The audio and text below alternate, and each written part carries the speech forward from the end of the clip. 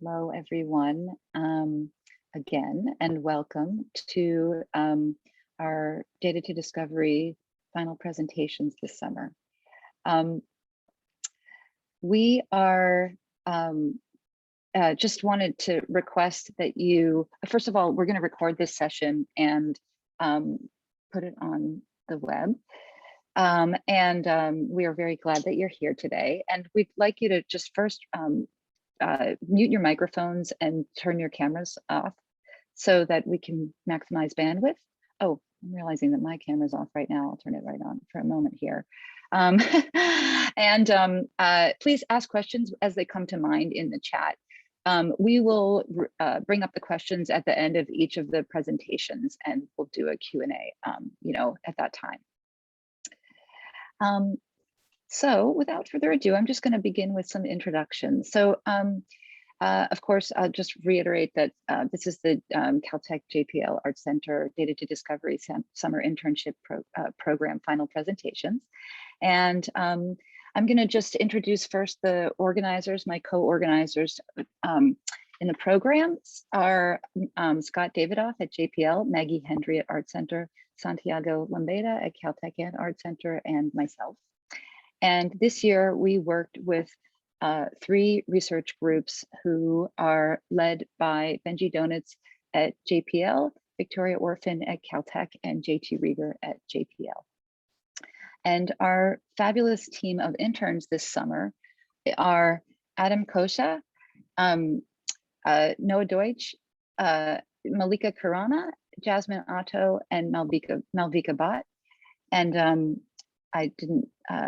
we selected these interns from a really wonderful, incredibly impressive pool, actually. And so this tells you a lot about them because they are the cream of the crop, extremely impressive team, highly interdisciplinary, incredibly adept, and you will see by the quality of the work that we're about to show you how fabulous they are. And we had a wonderful time working with them this summer. We've been doing this program for 9 years now. And we've worked on 3 projects every year for the past 9 years. The program is inherently interdisciplinary, and we bring our backgrounds from all of our fields to this process of discovery.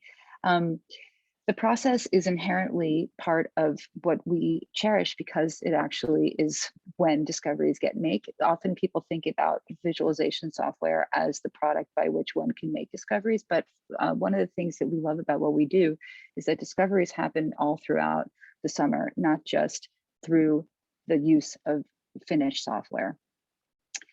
I'm just going to tell you a little bit about how our program runs how we do things. We start soliciting proposals and thinking about research teams that we would want to work with in the fall. We start talking to people at Caltech and JPL who are scientists and engineers that have visualization problems that they want to try to solve with us in the fall. And in December, we start really thinking hard about which ones we think our program can best help.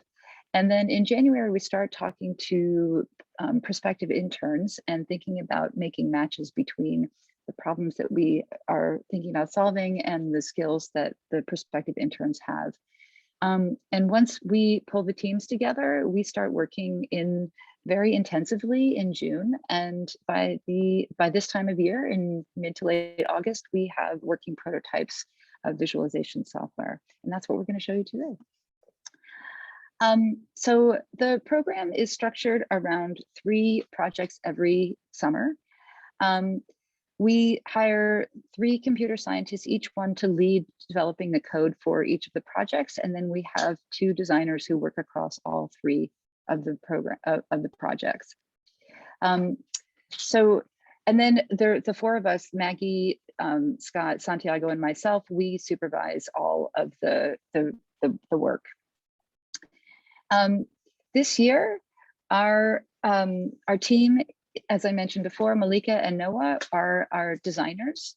Adam is working on the project with Victoria Orphan, which is looking at the seafloor. Jasmine Otto is our computer science lead working with Benji and his team on Mars Relay. And Malvika and Malika and Noah worked on the project with JT that's looking at groundwater. We'll get more into the details soon. So now I'm going to just turn this over to Maggie to tell you a little bit about our user-centered design process. Hi, so for everyone who comes from a design background, the idea of doing like primary research through interviews, contextual inquiry, sketching, user journeys, maybe part of their practice. In the sciences, it's not so common. So when we bring together computer scientists with designers, that can already be a pretty new experience in their collaboration. And then we extend that. How do we get to know what are the real hypothesis and working methodologies of our science partners? So we use an agile-based methodology. Santiago leads what we call a stand-up. Every day, everyone talks about what they've learned, what they're struggling with, what they're making. And then we have regular sessions with our partners in the PIs to actually understand. So stakeholder tests and inquiry. But oftentimes we're asking our partners in the labs to actually sketch with us and tell us what they mean. So in this process, as mentors, we guide, ask critical questions, give structure, we hope, to help this larger team keep on moving through. From what you see here are some of the types of sketching, making, and analysis that we do. And as Hilary mentioned, discovery happens throughout.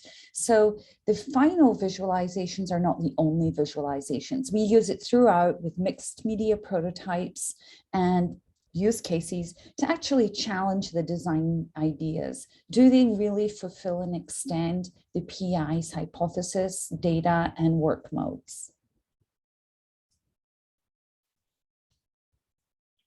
So one of the things that I think we're learning through doing this process is that this partnership between human-centered design and computer science can really create an incredibly powerful way to incubate new approaches to solving very complex technical problems.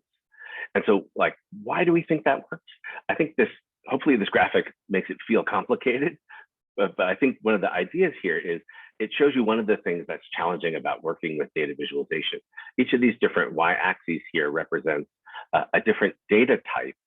And then each of the ordering here from top to bottom represents how well the human cognitive system is able to understand differences of that particular data type with that particular type of visual differencing.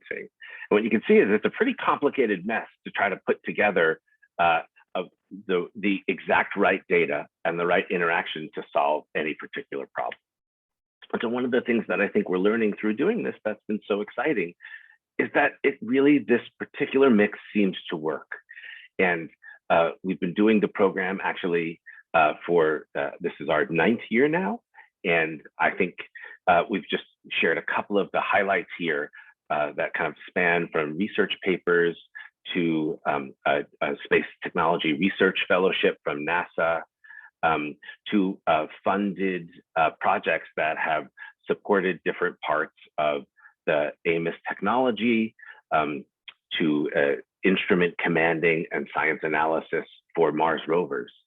So we think this is one of the things that's been so exciting, is that really we're just finding that places like Caltech and JPL are just massively wonderful laboratories in which to use data visualization, and the demand is gigantic. And so why don't we turn the attention to the projects for this summer. I hope everybody enjoys them, and we're really excited to share all this great work. Here's just a quick screen showing highlights from each of the different projects we've got before, and the 3 blank referring to, of course, the ones that we'll be sharing here today. Thank you, Scott. So what's different about this year, as well as last year, is that we're doing this all over Zoom. So this comes with a lot of challenges, but it turns out that it also came with a lot of opportunities to easily record, find ways to connect over Slack, Synchronous communication was great, even though we're in different coasts. So things, for all the Zoom fatigue that happened, there was plenty to be learned.